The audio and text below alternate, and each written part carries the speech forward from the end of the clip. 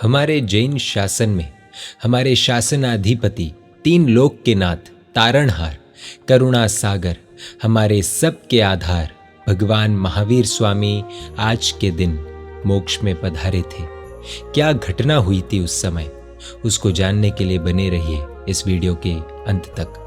30 साल में कुछ कम समय तक केवल ज्ञान की अवस्था में श्री वीर विचर रहे थे। वीर भगवान ने अपने अल्प आयु को जानकर अपापापुरी यानी पावापुरी में हस्तिपाल नरेश के राज्यसभा में अंतिम चातुर्मास किया।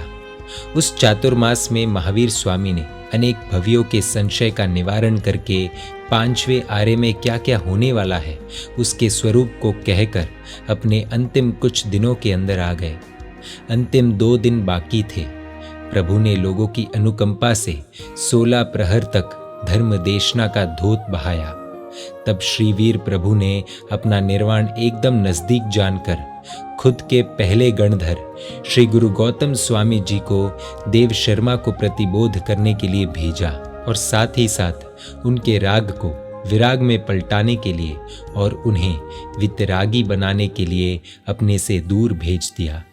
कार्तिक अमावस्या का दिन था। प्रभु ने छठ तप 2 उपवास का तप किया था। प्रभु पर्यंकासन में बैठे थे। शाम भी थोड़ी मायूस लग रही थी। दिन के चौथे प्रहर में, रात्रि के पश्चिम अर्ध में, स्वाति नक्षत्र में शक्रेंद्र ने यानी इंद्र ने स्वामी को कहा कि हे भगवान, आपका कुछ ही क्षणों में निर्वाण होने वाला है।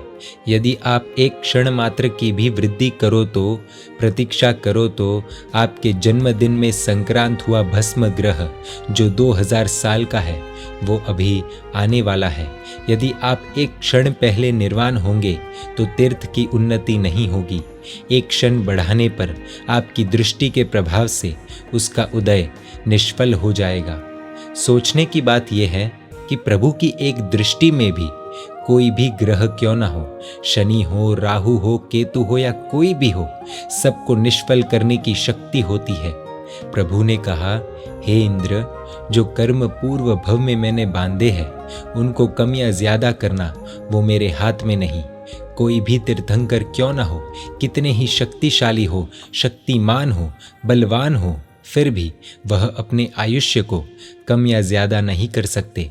और समझ लीजिए, दुनिया का एक शाश्वत नियम है, जो होने वाला है वो होकर ही रहेगा और जो नहीं होने वाला वह कदापि नहीं होगा। तब भगवान ने 55 शुभ फल कैसे होते हैं उसको वर्णन करने वाला और 55 अशुभ फल कैसे होते हैं उसको वर्णन करने वाला अध्ययन यानी सूत्र लोगों के कल्याण के लिए कहा और नहीं पूछे गए जो भावी में, भविष्य में बहुत महत्व के थे। वैसे 36 प्रश्नों का उत्तर भी भगवान ने सहज रीत से दिए। इंद्र ने अपना हाथ ऊंचा कर सबको शांत कर दिया। प्रभु ने योग निरोध यानी अपने मन को, वचन को, काया को स्तंभित कर दिया। फिर 13वें गुण स्थानक में से 14वें गुण स्थानक में प्रभु आरूढ़ हुए। 14वां गुण स्थानक अ, ई, उ, रु, लृ ये 5 अक्षर जितना ही 14वां गुण स्थानक होता है।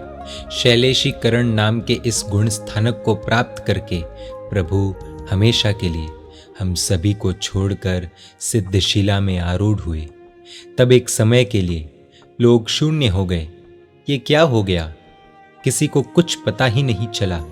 कुछ ही क्षणों के पश्चात इंद्र की आंखों में से अश्रु गिरने शुरू हुए।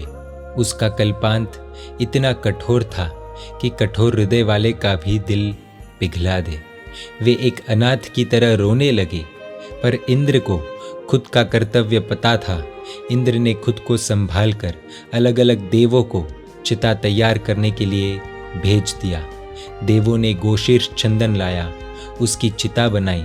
इच्छा नहीं होने के बावजूद भी भारी हृदय से शक्र नाम के इंद्र ने अग्नि कुमार के देवों को कहा कि अब इस पार्थिव देह का अग्नि संस्कार कीजिए। भारी आंखों से बहते अश्रु जो ठंडक के प्रतीक है, उनके सामने उन्होंने अग्नि को बिठाया, अग्नि को लगाया और भगवान का देह धीरे धीरे आग की लपेटों में अलोप होने लगा। सबकी आंखों से अश्रु की धारा बहने लगी। बड़े बड़े राजा जो वहाँ उपस्थित थे, नवलच्छी और नवमल्ली जो 18 राजा वहाँ उपस्थित थे, वे सब भी बहुत दुख से ग्रस्त हो गए। सब कार्य समाप्त हो गया। फिर अमावस्या के अंधकार के अंदर चिता बुझने पर और अंधकार छा गया। उनके मन में भी अंधकार छा गया था, पर इंद्र ने सबको आश्वासित किया कि यह तो कल्याणक पर्व है, यह तो विषाद का नहीं बल्कि उत्सव का पर्व है। मेरे दिल में भी प्रभु के जाने से बेशक बहुत दर्द है। भाव उद्योत यानी प्रकाश तो चला गया, पर अब द्रव्य उद्योत कर यानी द्रव्य प्रकाश कर आज हमें उनकी याद को ताज़ा करनी है।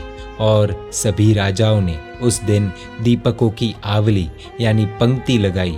उस दिन से आज का दीपावली पर्व हम सभी के लिए शुरू हुआ और आज तक इसी रूप में हम सब उनकी हाजिरी को, उनकी प्रेजेंस को अनुभव करने के लिए हमारे घर में हम दिया प्रगटाते हैं। आज जब हम ये दिया प्रगटाए तो हमारे हृदय में भी प्रभु महावीर प्रगटे।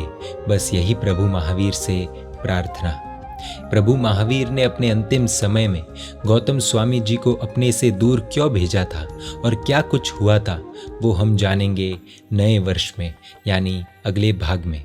इस ज्ञान पंचमी के दिन एक बहुत ही अति सुंदर गिफ्ट जैन मीडिया के सभी व्यूअर्स को दिया जाएगा। देखने के लिए आपको Jain media YouTube channel subscribe कर नोटिफिकेशंस के लिए बेल आइकन प्रेस करना होगा। आप हमें फेसबुक और इंस्टाग्राम पर भी फॉलो कर सकते हैं। प्रभु महावीर की आज्ञा विरुद्ध कुछ भी कहा हो तो मिच्छामि दुक्कडम। जय जिन शासन, जय महावीर।